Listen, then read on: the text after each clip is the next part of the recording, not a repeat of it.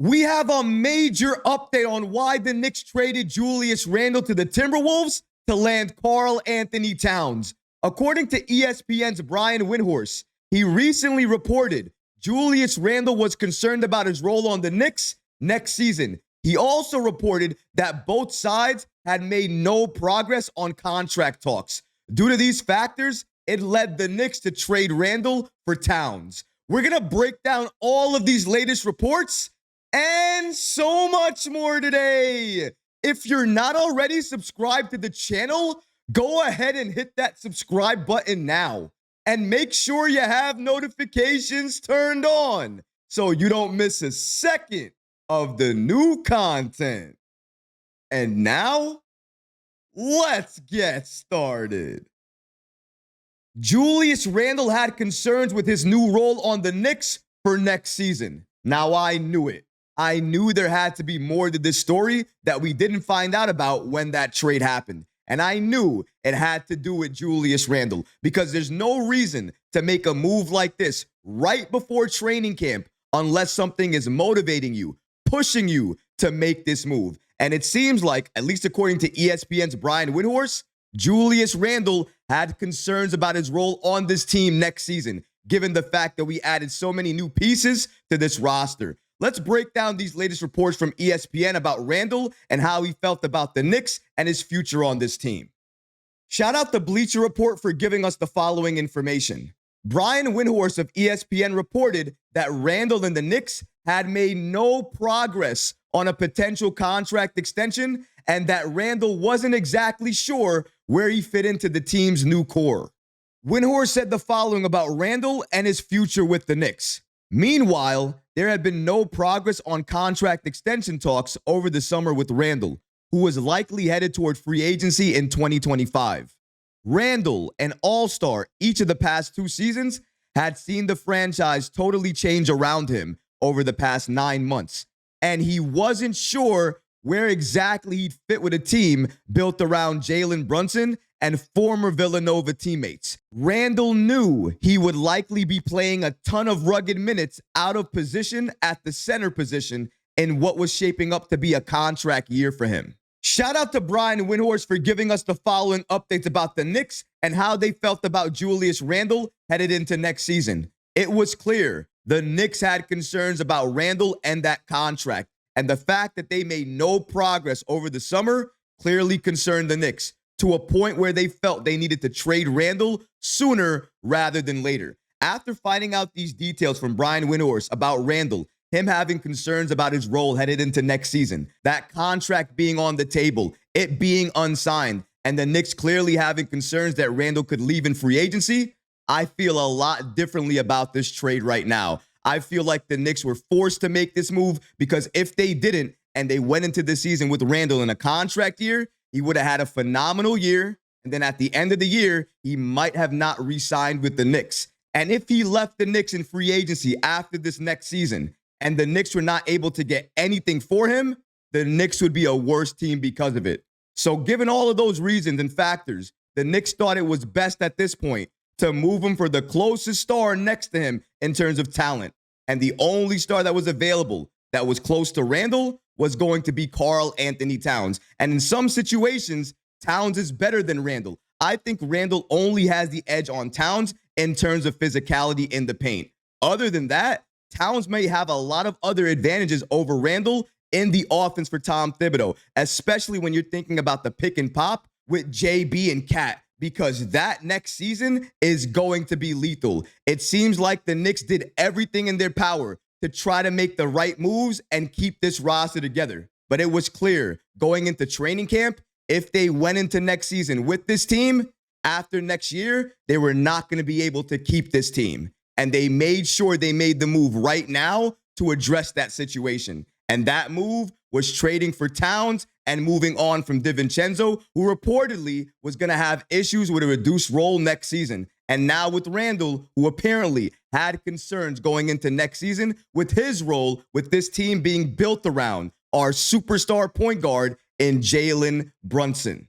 Whether we like it or not, Leon Rose in this front office deemed that Julius Randle and Dante DiVincenzo were likely going to be flight risks sometime down the road. And they made the decision to trade them now versus wait till they're more unhappy, and then they're forced to trade them down the line, and maybe they have less leverage. And Leon Rose never wants to put himself in that situation. He'd rather get ahead of it. And in this situation, it's clear. The Knicks got ahead of this Randle situation. They made the best move and the best decision possible to make this roster better. And now we're moving forward with Cat, JB, and the Knicks have another move coming because now they're looking to trade Mitchell Robinson for another center they can add to this team. Leon Rose and this Knicks front office knows right now is our championship window, our time to win. We need to maximize this opportunity by having players on this team that want to play here, that know their role, that are happy with their role. And that's why the Knicks are making the moves they need to make. Mitchell Robinson has been unhappy with his role on the Knicks for a number of seasons. The writing has been on the wall. Him being traded is a good sign for the Knicks. It means they understand they need to make moves now to maximize where they are. Leon, he's continuing to surprise me and make good decisions. Even things that, in my opinion, at first, I don't see them as good decisions because I don't really have all the details. After a couple of days of processing the trade, getting new details, you kind of start to understand the Knicks had to make this move because if they didn't, they might have lost Randle for nothing. And that's something important to consider here. I also wanted to mention that NBA insider Shams recently reported that the Knicks were having conversations on potentially moving Robinson and Randle ever since the offseason. So this was nothing new. According to Shams, way back, even around draft time, July into the months of August, a lot of the offers that the Knicks were conceptually discussing, from what I'm told, were around Julius Randle and Mitchell Robinson. And from Minnesota's perspective, that just was not going to be enough to get it done. So when did that stalemate begin to take a turn, according to Shams? He mentioned Dante DiVincenzo was the piece that helped push those trade talks into the final closing line. According to Shams, over the last week is when finally the inclusion of Dante DiVincenzo was made in this proposal, not Mitchell Robinson. Not only that, but the Knicks, from what I'm told, finally put that first-round pick from Detroit on the table. Very important updates here from Shams. As he mentioned, the Knicks have been trying to trade Julius Randle and Mitchell Robinson since July and August. So this was nothing new. They were trying to trade both of those guys to the Timberwolves to get Karl-Anthony Towns. And I want to credit Leon Rose for something. He did not want to trade Dante DiVincenzo. He did not want to include him in this deal. He was forced to, because if he didn't include Dante, then Cat is not a Knick right now. He tried to move Robinson. He desperately wanted to move Robinson, but they wouldn't take him. And you can't blame him. Why would they take him? He's going to be out till January. He's missing significant time. Nobody wants to touch this man. Dante DiVincenzo was the next piece that the Knicks needed to add to the deal. They did it, and now we have Cat on this team. As we continue to receive more details and more updates about this trade, it starts to slowly, but definitely certainly, make more and more and more sense. The Knicks were more or less forced to include Dante DiVincenzo in this deal. And with Randle likely not going to sign that extension, likely going to leave the Knicks in free agency, what else were the Knicks going to do? They waited and waited and waited until they could not wait any longer. And they pulled the trigger on a trade to make sure this team was set up for now and the future. Now, knowing all of these details, I feel a lot better about the trade. I feel even happier that the Knicks are exploring trades for Mitchell Robinson, because if they're able to flip Robinson for a legit starting center for this team, I'll feel even better about this trade, because that's going to help the Knicks even more than the roster we have right now. So I can't wait to see what Leon Rose and this Knicks front office has in store for us as we move forward in the next few months. Because we got to remember, even though the Knicks are making all of these trades to add more pieces to this team, and they're likely going to trade Mitchell Robinson if they can find the right deal, come the trade deadline, we still have Precious Achiuwa.